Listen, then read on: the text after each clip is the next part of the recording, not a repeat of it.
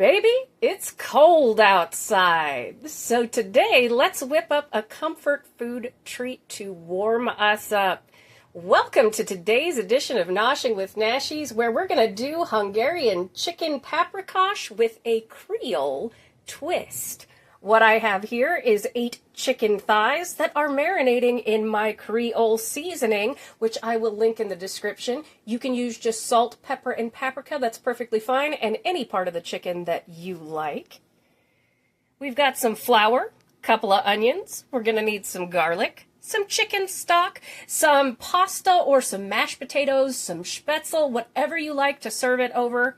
Some salt, some pepper, we've got some oil, and I have 2 different kinds of paprika here. The sweet Hungarian paprika is absolutely fantastic, and we also have the hot in case you like it a little bit spicy, and then we have some sour cream. And the reason why this recipe works is because the paprika is also in the Creole seasoning. They have similar flavor profiles, and so it makes for a comfort dish with a beautiful twist.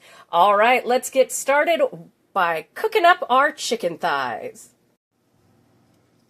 All right, in my high-sided skillet here, I have about 4 tablespoons of avocado oil, which is my oil of choice, heated up over medium heat, which is 5 on my stove. And we're going to take these chicken thighs and we're just going to brown them on both sides.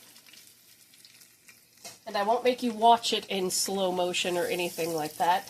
Since there are 8 of them, I'm going to do it in 2 batches until they're golden brown on both sides so that we don't overcrowd the pan and steam everything. And as you can see, I have coated my chicken thighs in that Creole seasoning. If you don't have that, just coat your chicken breasts in salt and pepper, and that's going to be perfect. If ever you need help with scaling down a recipe or a substitution for a recipe, please feel free to hit me up in the comments. I am always more than willing to help.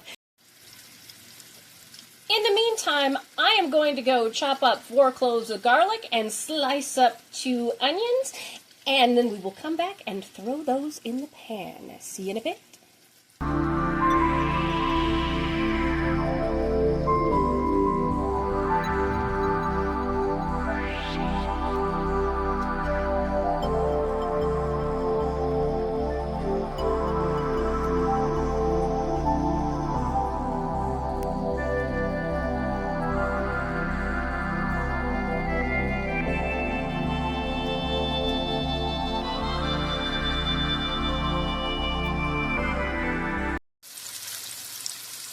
All right, it took about 5 minutes on each side to get a nice golden brown on our thighs for this first batch. And I thought I would tell you while I'm switching everybody out here, we are not looking to cook our chicken all the way through because it will be cooking in our sauce.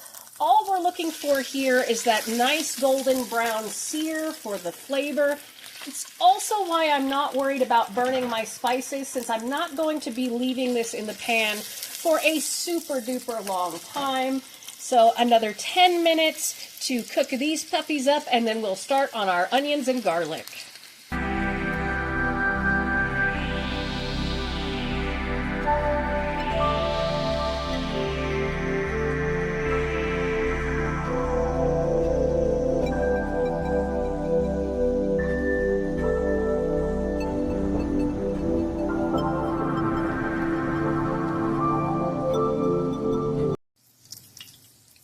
All right, my chicken is resting off to the side here. I still have that oil in there. I added about a tablespoon more so that it came back up to about 4 tablespoons.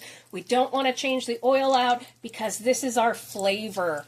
We're just going to take our onions that have been sliced up here.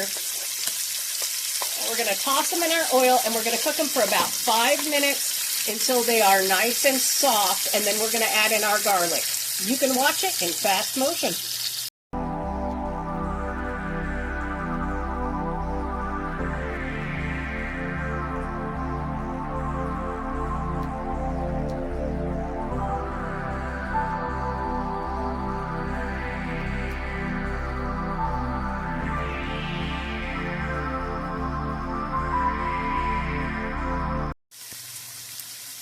right, my onions are nice and soft, and they are a beautiful color from that paprika and that chili powder that is in our Creole seasoning mix.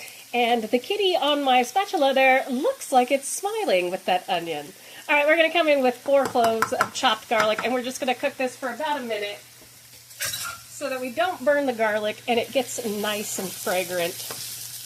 And I thought I would talk about what we're going to do next and just give you some tips and tricks. Again, if you didn't have the Creole seasoning, that's perfectly fine. This would all be done with salt and pepper, and we will be adding in, right now,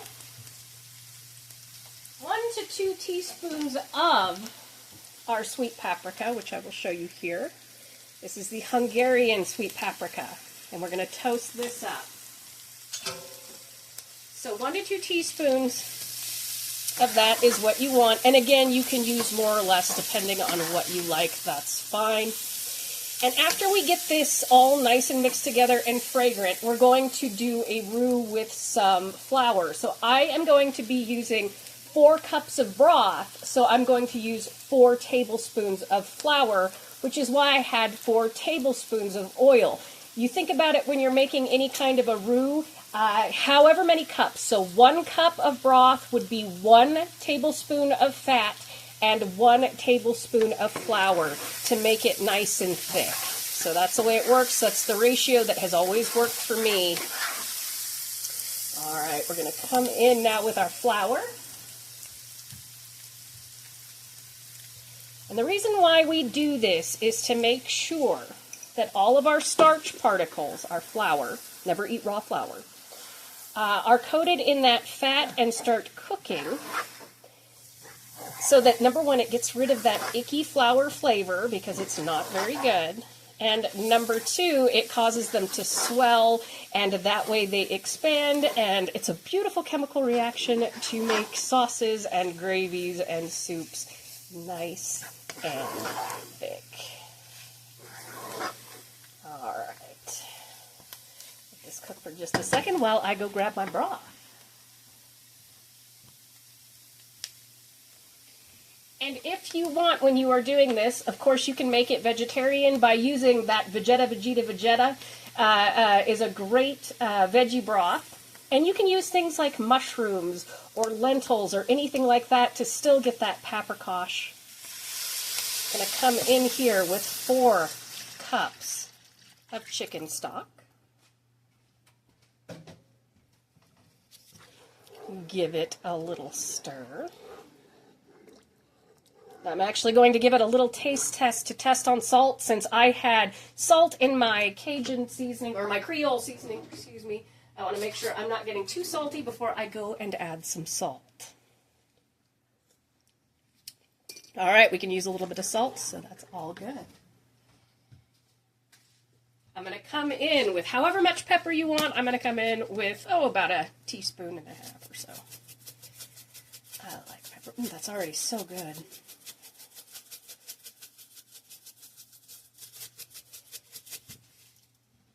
And then I'm going to come in with a little bit of salt.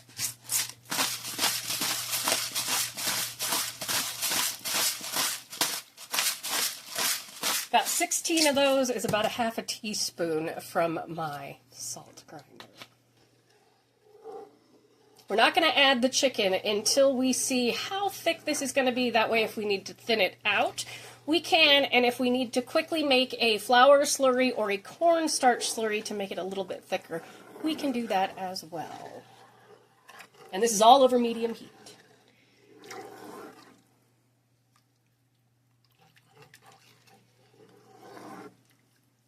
All right, that is starting to thicken up. I can tell it's where I want it. So we are going to add back in our chicken thighs. Which, again, it's perfectly fine that they are not cooked through, because these are going to be bubbling in this beautiful sauce for about 30 minutes, covered over medium heat. Just get everybody in the pool. Perfection. And if you have nonstick cookware, always have silicone-coated utensils, but also don't flip fried food with silicone. It's not good. All right, so I'm just going to let this come up to a bubble. I'm going to cover it with my lid. We're going to cook this for 30 minutes, and I will see you then. Oh, and I'm going to come in with about another half a tablespoon of my Creole seasoning here while this is coming up to a bubble, just because it is so yummy. Once this comes up to a bubble, stir it about every 5 minutes. All right, it has been 30 minutes, and as you can see, our sauce has thickened up. Our chicken is super tender, and I did end up adding a teaspoon of Vegeta, which I will link in the description because I use it a lot. Because it was a little bit bland, I'm inventing this recipe as I'm going, so I decided to add in a little more Vegeta. If you don't have Vegeta, another teaspoon of salt is perfectly fine if you find it bland, so that's good to go. So this bubbled at medium heat, about 4 on my stove for that 30 minutes. I have now cut the heat back to 2. You can see it's gently bubbling there. And we're going to come in with 1 cup of sour cream and stir that in. We do not want our sour cream to curdle, is why we cut back the heat. And we're just going to let it combine for a minute or 2, and then we are going to serve this up.